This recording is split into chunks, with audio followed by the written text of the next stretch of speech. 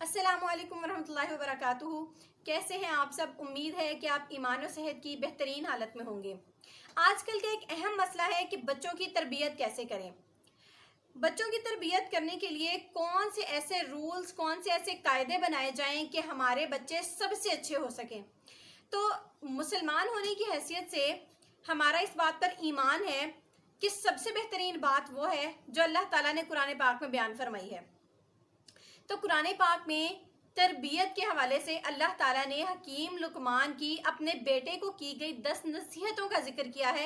सूरत लुकमान आयत नंबर 12। अल्लाह ताला को हज़रत लुकमान की अपने बेटे को नसीहतें करना इतना पसंद आया कि अल्लाह ताला ने इसे बाकायदा कुरान पाक का एक हिस्सा बना दिया। तो अब हमने देखना है कि उन बातों में ऐसी कौन सी खास बात थी कि अल्लाह ताला को इतनी पसंद आई कि अल्लाह ताला ने उसे एक तो कुरान पाक का हिस्सा बना दिया और दूसरे नंबर पे हमें एक तरीका सिखा दिया कि ये वो पॉइंट्स हैं कि हम सबको ज़रूरत है अपने बच्चों को सिखाने की। और जब हम ये पॉइंट्स पढ़ते हैं तो हमें पता चलता है कि इनमें से बहुत सारे पॉइंट्स ऐसे हैं जिनके बारे में हमारा ये ख्याल होता है कि ये बातें तो बच्चे खुद ही सीख लेते हैं। अगर बच्चे खुद ही सीख लेते हैं तो अल्लाह ताला ने इन बातों का जिक्र कुरान पाक में क्यों किया कि ये आप अपने बच्चों को सिखाएं। पता चलता है कि छोटे छोटे पॉइंट्स भी हमें अपने बच्चों को सिखाने की ज़रूरत है, लफ्ज़ों में बताने की ज़रूरत है। हकीम लुकमान कौन थे? हकीम लुकमान अल्लाह ताला के एक नेक बंदे थे, एक ग़ुलाम थे। इनसे किसी ने पूछा कि आपको इल्म के बारे में इतनी फसीहत, इतनी बलागत, इतना इल्म, इतनी दानाई, इतनी हिकमत कैसे हासिल हुई? तो उन्होंने फरमाया, रास्तबाजी, अमानत को इख्तियार करने, बेफ़ायदा बातों से इज्तनाब करने और खामोशी इख्तियार करने से। अब पता ये चलता है कि हिकमत व दानाई के हासिल करने के ये 4 ज़रिए हैं, 4 तरीके हैं कि इनको अगर हम अपनाएं तो हम हिकमत हमारे अंदर आ सकती है, हिकमत व दानाई हासिल कर सकते हैं। हम बिला वजह बोलते ना जाएं, हम बेफ़ायदा बातों में ना लगे रहें, अमानत का बहुत ज़्यादा ख्याल रखें और कभी झूठ ना बोलें, हमेशा सच बोलें और सच का साथ दें, तो हमारे अंदर भी हिकमत व दानाई आ सकती है। मज़ीद हकीम लुकमान का तारुफ ये कि ये एक ग़ुलाम थे। इनके आका ने एक बार इन्हें हुक्म दिया कि बकरी ज़िबा करो और उसकी सबसे बेहतरीन 2 चीज़ें निकाल कर लाओ। हकीम लुकमान ने बकरी ज़िबा की और दिल और ज़बान निकाल कर ले गए। एक दूसरे मौके पर इनके आका ने फिर से इन्हें हुक्म दिया कि बकरी ज़िबा करो और उसकी सबसे बेहतरीन 2 चीज़ें निकाल कर लाओ। हकीम लुकमान ने बकरी ज़िबा की और फिर से वही 2 चीज़ें, ज़बान और दिल निकाल कर ले गए। आका ने पूछा, सबसे बेहतरीन 2 चीज़ों में भी तुम यही लाए थे और बदतरीन चीज़ों में भी यही लाए, ये क्या मामला है? हकीम लुकमान ने फरमाया कि दिल और ज़बान 2 ऐसी चीज़ें हैं कि अगर ये सही हैं तो सारे मामलात अच्छे हैं, सब कुछ ठीक है, और अगर ये 2 चीज़ें बिगड़ जाएं तो सारे मामलात बिगड़ जाते हैं। तो ये है उनकी हिकमत कि ज़बान और दिल का सही तरीके से इस्तेमाल करना ही असल कामयाबी है या असल तरीका है। हकीम लुकमान की वो 10 नसीहतें शुरू करते हैं पढ़ना। हकीम लुकमान की पहली नसीहत, या बुनैया ला तुशरिक बिल्लाही इन्न शिर्क लज़ुल्मुन अज़ीम। ऐ मेरे बेटे, अल्लाह के साथ शिर्क न करना, बेशक शिर्क बहुत बड़ा जुल्म है। सबसे पहली नसीहत अल्लाह ताला के बारे में की कि अल्लाह के साथ किसी को शरीक न ठहराना, अल्लाह के साथ शिर्क ना करना। शिर्क करना क्या है? अल्लाह ताला की ज़ात और सिफात में किसी और को उसके बराबर, उस जैसा करार देना। अल्लाह क्या है? अल्लाह ताला एक है, अल्लाह के सिवा कोई माबूद नहीं। अल्लाह आसमान पर मुस्तवी है और अपने इल्म के एतबार से अल्लाह हर जगह मौजूद है। अल्लाह हर चीज़ का खालिक व मालिक है और अल्लाह ताला हर चीज़ पर कादिर है। ये वो खुसूसियत हैं जो सिर्फ अल्लाह ताला की हैं। अल्लाह ताला के सारी सिफाती नाम, ये अल्लाह ताला की सिफात हैं। तो अल्लाह ताला ज़ात के एतबार से सिर्फ एक, यकता, और अपनी सिफात के एतबार से भी यकता है, मुफरद है। अल्लाह के साथ, अल्लाह की ज़ात और सिफात में किसी को शरीक न ठहराना। क्यों शरीक न ठहराना? क्योंकि ये बहुत बड़ा जुल्म है। अब जुल्म किसी दूसरे पर नहीं है, जुल्म अपने आप पर है। تو پتہ یہ چلتا ہے کہ جو شرک کرتا ہے وہ اپنے ہی آپ پر ظلم کرتا ہے۔ حکیم لقمان کی دوسری نصیحت، یا بنیا انہا ان تک مثقال حبۃ من خردل فتکن فی صخرۃ او فی السماوات او فی الارض یأتی بها اللہ ان اللہ لطیف خبیر۔ اے میرے بیٹے، اگر کوئی چیز رائی کے دانے کے برابر ہو، پھر وہ بھی خواہ کسی چٹان میں ہو یا آسمانوں میں یا زمین میں ہو، اسے اللہ ضرور لائے گا، کیونکہ اللہ بڑا باریک بین اور خبردار ہے۔ دوسری نصیحت میں حکیم لقمان نے اپنے بیٹے کو یہ سمجھایا ہے کہ انسان کوئی بھی عمل کرے، وہ عمل اچھا ہے یا برا ہے، کتنا ہی چھوٹا ہے، کتنا ہی حقیر سمجھتا ہے انسان کہ اس چھوٹے سے کام سے کیا ہو جائے گا، اور وہ کام کتنا ہلکا، کتنا چھوٹا، کتنا حقیر ہو سکتا ہے کہ اللہ تعالیٰ نے ایک رائی کے دانے کی مثال دی ہے۔ رائی کا دانہ کیا ہوتا ہے؟ نہ تو اس کا کوئی بوجھ ہے، نہ ہی وہ ترازو کا پلڑا جھکا سکتا ہے، یعنی کہ چھوٹے سے چھوٹا بھی کوئی عمل کرتا ہے اور وہ چھپ کر کرتا ہے، اور چھپنا کیسا؟ چاہے وہ کسی چٹان میں ہو، چاہے وہ آسمانوں پہ ہو، چاہے وہ زمین کے اندر ہو۔ یعنی کہ چٹان کی مثال، پہاڑوں کی مثال اللہ نے کیوں دی؟ کہ وہ انسانی آبادی سے بہت دور ہوتی ہے، کہ انسانوں سے دور جا کر کوئی عمل کر لے، یا آسمان کی بلندیوں تک یعنی کہ بہت اونچا سمجھ کے اپنے آپ کو کر لے، یا زمین میں کہیں چھپ کر بھی کوئی عمل کر لے، تو اللہ تعالیٰ باریک بین اور باخبر ہے ہر کام سے۔ حدیث میں اس کے بارے میں آتا ہے کہ رسول اللہ صلی اللہ علیہ وسلم نے فرمایا کہ اگر کوئی انسان بے سوراخ پتھر کے اندر چھپ کر بھی کوئی عمل کرے، اور اس پتھر کا نہ تو کوئی کھڑکی ہے نہ کوئی دروازہ، تو پھر بھی اللہ تعالیٰ اس کے عمل کو قیامت کے دن ضرور ظاہر کر دے گا۔ کیوں ظاہر کر دے گا؟ کیونکہ اللہ سے کوئی بھی عمل چھپ نہیں سکتا۔ تو حکیم لقمان نے اپنے بیٹے کو یہ نصیحت فرمائی ہے کہ اب کوئی بھی طرح کا عمل کریں، کسی بھی طرح کا عمل کریں، یہ نہیں سمجھنا کہ اللہ تعالیٰ سے وہ چھپ جائے گا۔ یعنی کہ بیسیکلی اللہ کا خوف دلانا مقصود ہے کہ جو بھی کام کریں تو یہ سوچ کر کریں کہ ہمیں اللہ دیکھ رہا ہے، ہم کسی بھی طرح سے اللہ تعالیٰ سے چھپ نہیں سکتے۔ حکیم لقمان کی تیسری نصیحت، یا بنیا اقم الصلاۃ، اے میرے بیٹے نماز قائم کرنا۔ نماز پڑھنے کا حکم نہیں دیا، نماز قائم کرنے کا حکم دیا ہے۔ پہلے اللہ تعالیٰ کا خوف دلایا ہے اور اس کے بعد نماز قائم کرنے کا حکم دیا ہے، کیونکہ نماز انسان اللہ کے خوف سے ہی پڑھ سکتا ہے، اللہ کی محبت میں ہی پڑھ سکتا ہے۔ تو نماز پڑھنے اور نماز قائم کرنے میں کیا فرق ہے؟ نماز پڑھنا مطلب کبھی کبھی چھوٹ بھی سکتی ہے، ہم پورے ارکان ادا نہیں بھی کرتے، ہم خشوع و خضوع کے ساتھ نہیں بھی پڑھتے تو ادا ہو جاتی ہے۔ لیکن نماز قائم کرنے کا کیا مطلب ہے؟ کہ 5 وقت باقاعدہ وقت کے ساتھ نماز پڑھنا اور ہمیشہ پڑھتے رہنا، نماز قائم کرنا ہے۔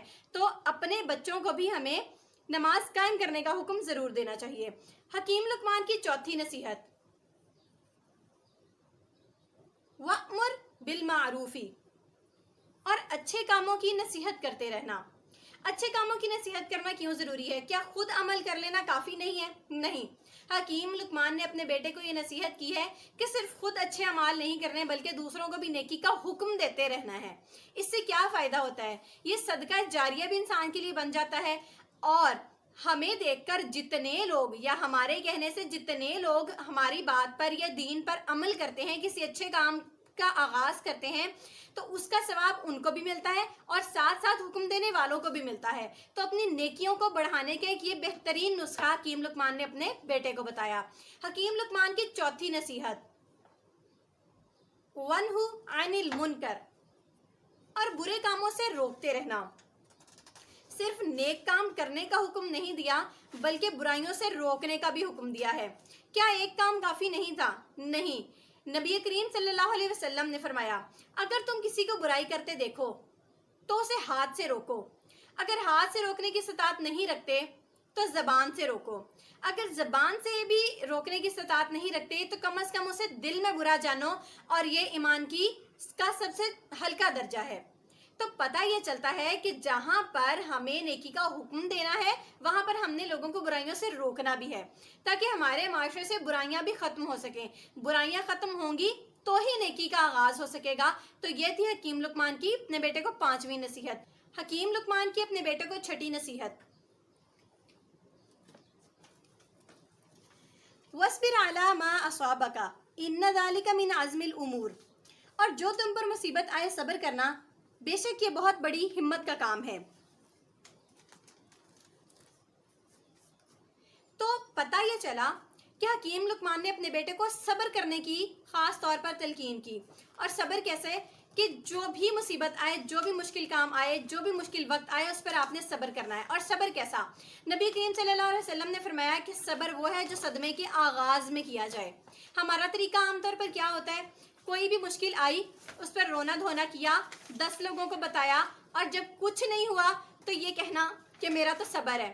ایسا صبر نہیں، بلکہ جب کوئی مشکل وقت آئے تو آغاز میں ہی صبر کیا جائے، اللہ پر توکل کیا جائے کہ یہ میری بہتری کے لیے ہوگا، یہ مشکل وقت ہے، کچھ وقت کے لیے ہے، گزر جائے گا، اچھے وقت میں اللہ میرا ساتھی تھا، برے وقتوں میں بھی اللہ میرا ساتھی ہوگا، تو ہر بات پر صبر کیا جائے۔ حکیم لقمان کے اپنے بیٹے کو نصیحت نمبر 7، وَلَا تُسَعِّرْ خَدَّكَ لِلنَّاسِ، اور لوگوں کے سامنے اپنے گال نہ پھلانا۔ تسعیر کیا ہے؟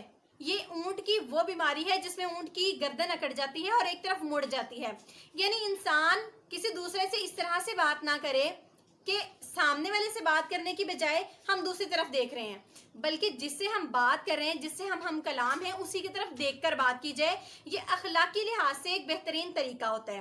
تو پتہ یہ چلتا ہے کہ حکیم لقمان نے اپنے بیٹے کو صرف دینی لحاظ سے یا عبادات میں ہی مضبوط ہونے کی نصیحتیں نہیں کی، بلکہ اخلاقی طور پر بھی مضبوط ہونے کی نصیحت کی ہے کہ بات کرنے کا انداز بھی بہت بہترین ہونا چاہیے۔ حکیم لقمان کے اپنے بیٹے کو نصیحت نمبر 8، وَلَا تَمْشِ فِي الْأَرْضِ مَرَحًا إِنَّ اللَّهَ لَا يُحِبُّ كُلُّ مُخْتَالٍ فَخُورٍ، اور زمین پر اترا کر نہ چلنا، بے شک اللہ کسی تکبر کرنے والے شیخی خور کو پسند نہیں فرماتا۔ یہاں پتہ چلتا ہے کہ حکیم لقمان نے اپنے بیٹے کو کتنے چھوٹے چھوٹے سے پوائنٹس کی بھی نصیحت کی، اور دیکھتے ہیں کہ ہم شاید یہ نصیحتیں اپنے بچوں کو نہیں کرتے، یا یہ مینرز ہم شاید اس طریقے سے اپنے بچوں کو نہیں سکھاتے جو سکھانے کی ضرورت ہے۔ حکیم لقمان نے اپنے بیٹے سے فرمایا کہ اپنی چال اتنی اچھی رکھنا کہ جس سے عاجزی اور انکساری تو ثابت ہو، غرور و تکبر ہرگز ثابت نہ ہو۔ غرور و تکبر کیا ہے؟ اپنے آپ کو کسی سے بہتر سمجھنا، کسی سے بڑا سمجھنا، اور دوسرے کو اپنے سے کمتر ثابت کرنے کی کوشش کرنا۔ تو ایسی چال کون سی ہوتی ہے جس سے غرور و تکبر ظاہر ہوتا ہے؟ اکڑ کر چلنا، پھیل پھیر کر چلنا، اور زمین پر پاؤں مار کر چلنا، یہ ہے اکڑ کر چلنا۔ اور لمبے لمبے کپڑے پہنے ہوتے ہیں جیسے جو زمین پر پیچھے سے گھسیٹے جا رہے ہوتے ہیں، تو یہ بھی اللہ تعالیٰ کو سخت ناپسند ہے۔ نبی کریم صلی اللہ علیہ وسلم نے فرمایا کہ قیامت کے دن کوئی شخص ایسا جس کے دل میں ایک رائی کے برابر بھی تکبر ہوگا، وہ جنت میں ہرگز داخل نہیں ہو سکے گا۔ کیوں؟ کیونکہ اللہ تعالیٰ کسی تکبر کرنے والے، کسی شوخی خور کو پسند نہیں کرتا، کہ جو سب میں یہ ظاہر کرے کہ میں سب سے بہتر ہوں۔ اللہ تعالیٰ ایسے لوگوں کو پسند نہیں کرتا۔ اسی لیے حکیم لقمان نے اپنے بیٹے سے فرمایا ہے کہ اچھی چال چلنا، ایسی چال اختیار نہ کرنا۔ حکیم لقمان کے اپنے بیٹے کو نصیحت نمبر 9، وَقْصِدْ فِي مَشْيِكَ، اور اپنی رفتار میں میانہ روی رکھنا۔ رفتار میں میانہ روی رکھنے سے کیا مراد ہے؟ کہ نہ تو اتنا تیز سے چلو کہ جو ساتھ چل رہے ہیں وہ پیچھے رہ جائیں اور آپ آگے گزر جائیں، یا اتنا سستی سے چلنا کہ سب آگے گزر جائیں اور آپ اتنی سستی کے چال چل رہے ہوں کہ دیکھنے والے کہیں کہ یہ تو انتہائی سست اور کاہل انسان ہے۔ تو رفتار میانہ روی رکھنے کا کیا مطلب ہے؟ کہ حدیث میں ہے کہ نبی کریم صلی اللہ علیہ وسلم کی چال ایسی خوبصورت تھی کہ جیسے پہاڑ سے اتر رہے ہوتے، یعنی قدم جما جما کر چلتے، ایک پروقار چال چلتے تھے۔ تو مومن کی چال اتنی خوبصورت ہوتی ہے کہ وہ بہترین ایک خوبصورت باوقار چال چلتا ہے۔ اس لیے حکیم لقمان نے اپنے بیٹے کو بھی یہ نصیحت کی کہ اپنی چال اچھی رکھنا۔ حکیم لقمان کی اپنے بیٹے کو نصیحت نمبر 10،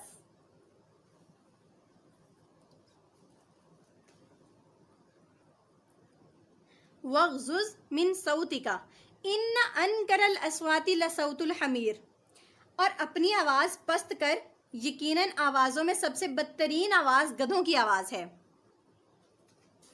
تو حکیم لقمان نے اپنے بیٹے کو اپنی آواز پست رکھنے کا بھی حکم دیا ہے، نصیحت کی ہے۔ اپنی آواز کو کیوں پست رکھنا ہے؟ کیونکہ اگر اونچی آواز ہی پسند کی جاتی تو گدھا سب سے اونچی آواز میں بولتا ہے، تو سب سے خوبصورت آواز گدھے کی ہی تصور کی جاتی۔ تو گدھے جیسی آوازوں والی آواز ہماری نہیں ہونی چاہیے۔ گدھے کی آواز دیکھتے ہیں کہ کیسی آواز ہوتی ہے اس کی۔ گدھا بہت اونچی آواز میں بولتا ہے، مسلسل بولتا جاتا ہے اور بے وقت بولتا ہے، یعنی جب بھی اس کا دل کرے وہ بولنا شروع کر دیتا ہے۔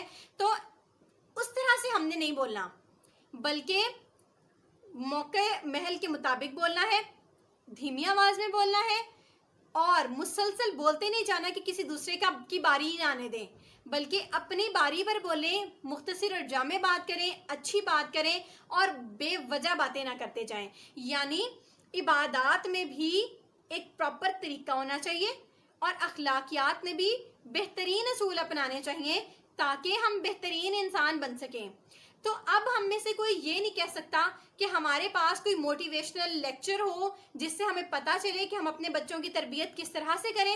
یہ ہے وہ بہترین موٹیویشنل پوائنٹس جن کے ساتھ ہم نے اپنے بچوں کی تربیت کرنی ہے۔ جو کچھ پڑھا اللہ تعالیٰ اس پر ہمیں عمل کرنے کی توفیق عطا فرمائے۔ سبحان ربک رب العزت عما یصفون وسلام علی المرسلین والحمد للہ رب العالمین۔ السلام علیکم ورحمۃ اللہ وبرکاتہ۔